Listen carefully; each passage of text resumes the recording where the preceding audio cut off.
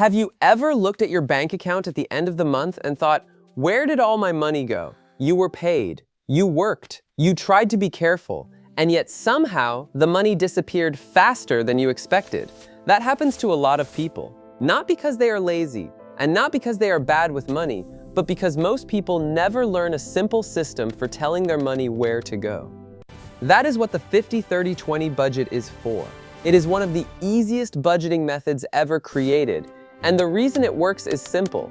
It gives your money a job before your money disappears. Instead of hoping you spend less, you divide your income into 3 clear categories: 50% for needs, 30% for wants, and 20% for savings or debt repayment. That is the whole idea.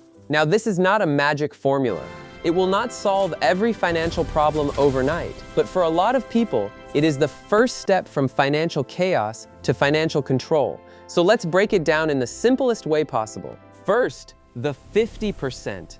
This part is for your needs. Needs are the things you must pay for in order to live and function. Your rent or mortgage, basic groceries, utilities, transportation to work, insurance, minimum debt payments if you already have them. The important word here is basic. A need is not the most expensive apartment you can qualify for. A need is not a car payment you took on because you wanted a nicer ride. A need is not daily delivery food or a premium subscription you barely use. The 50% category should cover the essential things that keep your life running.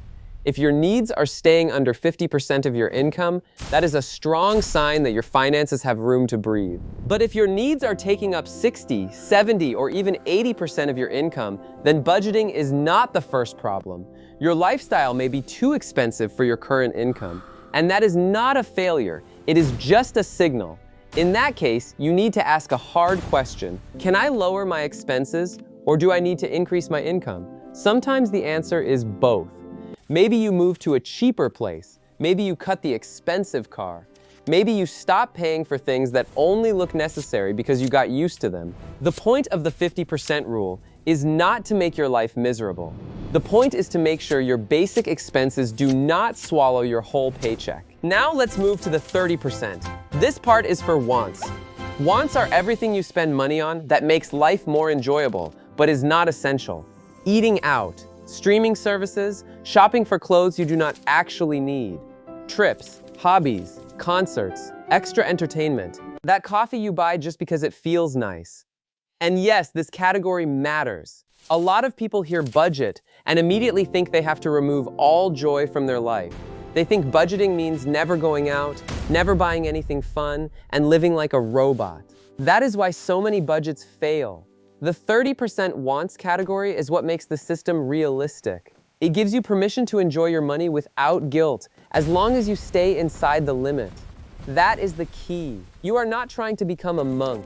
You are not trying to punish yourself. You are trying to create a system you can actually follow for months and years. Because if your budget is too strict, you will eventually quit. And once you quit, the whole thing collapses. The 30% category keeps you sane. It gives you flexibility. It reminds you that money is not only for survival. Money is also for living. That said, this category should still be intentional. Just because something fits into wants does not mean every want deserves your money. You still have to ask, do I really care about this? Will I actually enjoy it? Is it worth the trade-off? That is how you avoid mindless spending while still enjoying life. Now the last part, 20%. This is for savings and debt repayment. This is the part that builds your future. If you have debt, especially high-interest debt, this 20% helps you attack it faster. If you do not have debt, then this money goes into saving, investing, or both. This is where your finances start to change, because the first 2 categories help you survive and enjoy the present, but this third one helps you build something bigger. For example, this 20% can go toward an emergency fund, paying off credit cards, investing in index funds or ETFs, saving for a house, or preparing for retirement. If you are carrying expensive debt, paying that off can be one of the best returns you ever get because it stops interest from eating away at your income. If you do not have debt, then building an emergency fund should usually come first. That emergency fund matters more than a lot of people think. Life happens. A tire blows out. A laptop dies. A medical bill shows up. Work gets unstable. A family emergency appears out of nowhere, and when you have no savings, every small problem becomes a crisis. That is why this 20% is so important. It gives you a buffer. Then, once that buffer is in place, you can move into investing. And investing is where your money starts working for you over time. Not overnight, not in a flashy way, but steadily. That is what makes the 50-30-20 system so useful. It does not just tell you how to spend, it tells you how to protect your future. Now here is the part most people miss. The 50-30-20 rule is not meant to make you feel trapped. It is a starting point. Some months, your numbers will not fit perfectly. If you live in a high-cost city, your needs may be higher than 50%. If you are early in your career, your savings might be lower at first. If you have debt, your 20% may need to go mostly toward paying that off. That is fine. The point is not perfect math. The point is structure. The moment you give every dollar a roll, you stop feeling like money is slipping through your fingers. You stop guessing. You stop reacting. You start planning. And that changes everything. So how do you actually use this? Start with your after-tax income. That means the money you actually take home, not your gross salary. Then divide it into the 3 parts. If you make $3,000 a month, the idea would look like this: $1,500 for needs, $900 for wants, $600 for savings or debt. If you make more or less, just adjust the numbers. The percentages matter more than the amount. Then the next step is to automate as much as possible. Set up bill payments for your needs. Move your savings automatically. Keep your spending money in one place so you know exactly what is left. Because if you wait to see what is left over, there usually will not be much left.